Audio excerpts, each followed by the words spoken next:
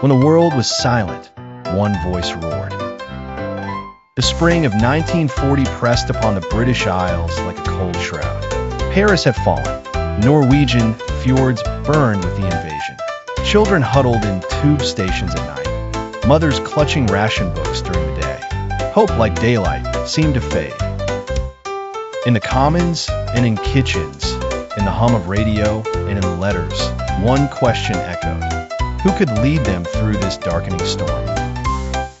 Winston Churchill, recently appointed Prime Minister, a figure both lionized and doubted, rose to deliver his answer. He was not new to controversy or adversity, a man familiar with both defeat and resurgence.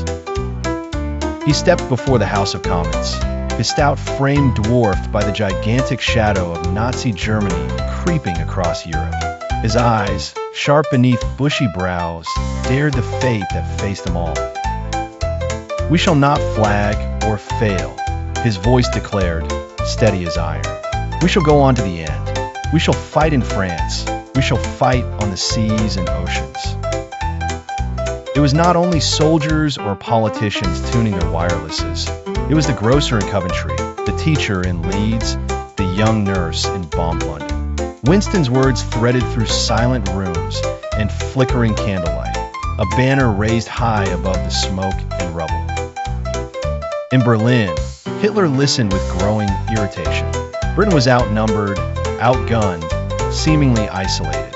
Yet, Churchill's speeches, charged with defiance and wit, denied the inevitability of defeat. He transformed national anxiety into shared resolve. If the British Empire lasts for 1,000 years, men will still say, this was their finest hour. Rumors of invasion swirled. The Luftwaffe blackened daylight over London. Yet, listening to Churchill, fear became focused resistance. He visited bombed-out neighborhoods, his hat tilted back, sharing a growling joke or shaking a soot-stained hand. In the war rooms hidden beneath Whitehall, strategies clashed and tempers flared, but his will became a fulcrum. When others faltered, his oratory forged unity. He spoke not just to Britain, but to history. Never in the field of human conflict was so much owed by so many to so few. He declared as the young pilots of the RAF defended the skies.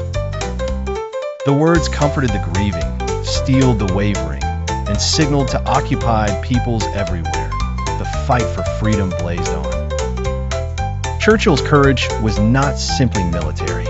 It was the courage to speak when silence would be easier, to lead when surrender might be safer. His voice, gravelly and imperfect, cut through the darkness like a searchlight, guiding, refusing to yield. The war's tide turned. The Allies advanced. The bells of St. Paul's rang once more. But it was Churchill who had tethered Britain's will to something unbreakable. When the world was silent, one voice roared. Ages. That voice belonged to the man who refused to bow to tyranny.